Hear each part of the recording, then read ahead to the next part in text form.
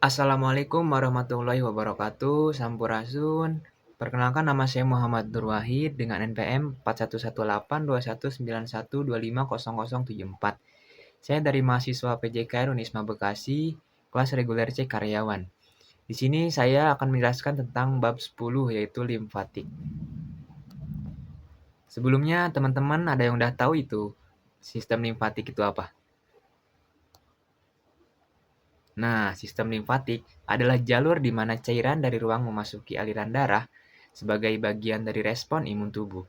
Disebutkan dalam situs Kementerian Kesehatan, sistem limfatik juga dapat diartikan sebagai jaringan pembuluh pembawa protein dengan cairan limfatik yang didistribusikan ke seluruh tubuh. Cairan limfatik adalah cairan yang masuk ke kapiler limfatik untuk didistribusikan melalui pembuluh limfatik. Cairan ini berwarna kekuningan dan tampak seperti air dengan komposisi mirip plasma darah. Selanjutnya, sistem limfatik atau sistem kekebalan imunitas. Nah, ini ada dua ya teman-teman. Yang pertama itu pertahanan non-spesifik dan yang kedua pertahanan spesifik. Yang pertama kita jelaskan dulu ya teman-teman.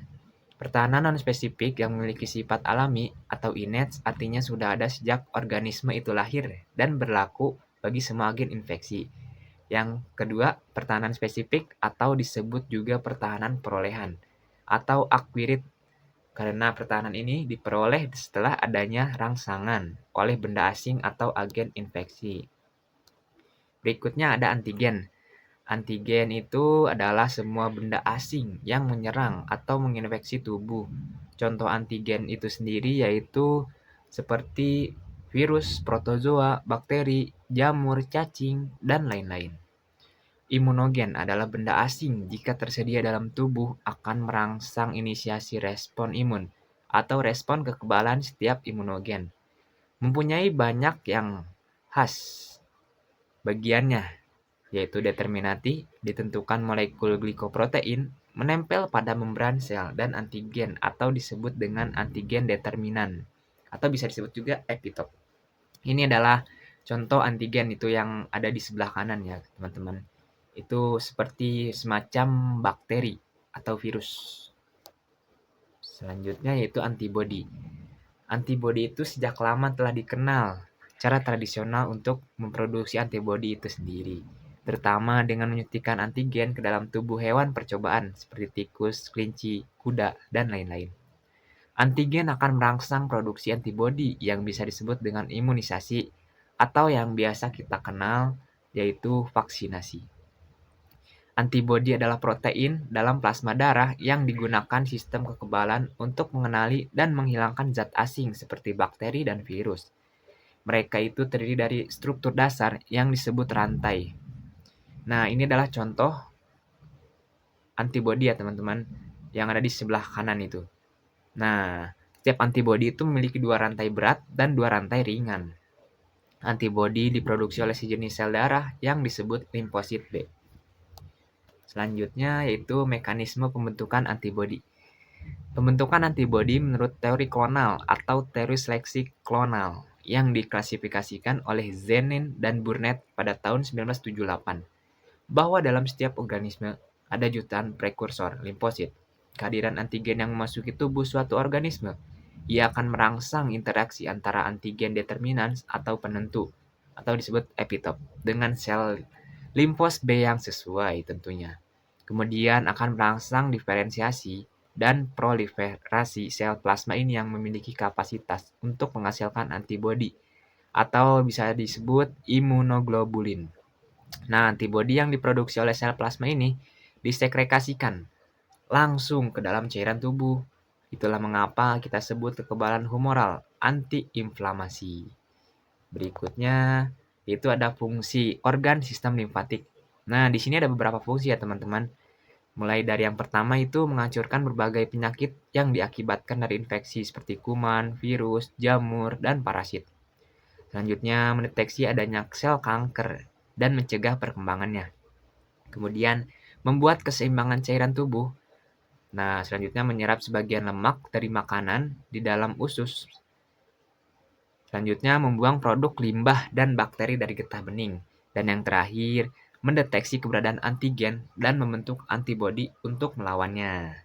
Selanjutnya itu ada sumsum tulang dan kelenjar timus. Nah, ini adalah gambar sumsum tulang itu yang paling atas ya teman-teman. Nah, kalau yang paling bawah itu sumsum kelenjar timus, gambar kelenjar timus, sumsum tulang dan kelenjar timus. Sumsum tulang bertanggung jawab untuk memproduksi berbagai jenis sel darah, seperti sel darah merah, trombosit, dan sel darah putih. Selama ini, kalau gambar yang bawah itu, timus bertugas memproduksi sel limfosit yang disebut sel T. Sel tersebut berfungsi mendeteksi dan melawan bakteri dan virus penyebab penyakit. Selanjutnya, yaitu limfa. Bagian ini terletak di sisi kiri di bawah tulang rusuk dan di atas perut. Limfa ini berfungsi untuk menyaring dan memantau darah dalam tubuh. Ini adalah contoh gambar limfa ya teman-teman. Bisa dilihat. Oke, kita lanjut ke yang selanjutnya. Nah, di sini ada kelenjar dan pembuluh getah bening. Kelenjar getah bening juga berfungsi untuk menyimpan sel darah putih yang berperan dalam melawan sel kanker dan mikroorganisme penyebab penyakit seperti bakteri, virus, parasit, dan jamur. Kelenjar getah bening terdapat hampir di seluruh bagian tubuh termasuk leher. Nah, ini saya ambil contoh yang ada pada bagian leher. Biasanya kalau kelenjar getah bening itu lehernya itu ada bengkakan. Bengkak seperti tersumbat. Nah, ini adalah contoh yang saya berikan itu gambar pada leher ya, teman-teman. Tapi terdapat juga di bagian yang lain seperti dada, ketiak, perut, dan pangkal paha. Oke, kita masuk yang berikutnya. Ada beragam gangguan pada sistem limfatik. Nah, ini adalah contoh-contoh gangguan pada sistem limfatik. Bisa dilihat ya, teman-teman.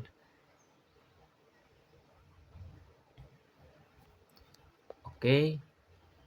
Di sini saya ada video tentang sistem limfatik. Nah, ini dia. Oke. Lymphatic system. Objective: to learn the structure and functions of the human lymphatic system. Within your body, there is a system that functions largely as a drainage network, helping to keep fluids balanced, while also helping to fight against infections. This network, the lymphatic system, works with the circulatory system. Within the lymphatic system, blood enters the tissues through capillaries. At the cellular level, blood pressure causes fluid to pass through the thin capillary vessel walls to become tissue fluid. Tissue fluid differs from the blood plasma in that it contains white blood cells, also known as leukocytes. Most of this tissue fluid returns to the capillary vessels through venules. However, a small amount will not return to the blood capillary system. This part is a clear fluid containing white blood cells and is known as lymph. It will enter the lymph capillaries, which begin as blind-ended tubes that are no more than a single cell in thickness. In addition to carrying lymph, the lymphatic system has additional functions. In the small intestine, lymphatic vessels known as lacteals absorb fatty acids and transport fat into the circulatory system. Mungkin cukup itu saja video yang saya sajikan atau bisa saya jelaskan tentang sistem limfatik. Penutup kita akhiri dengan quotes atau kata-kata kehidupan. Bernapas itu gratis, tapi paru-paru yang sehat sangat berharga. Mari jaga sistem pernapasan kita mulai dari sekarang. Oke, atur nuhun kasadayana nu geus nonton video abi. Kurang lebihna mohon maaf. Wassalamualaikum warahmatullahi wabarakatuh.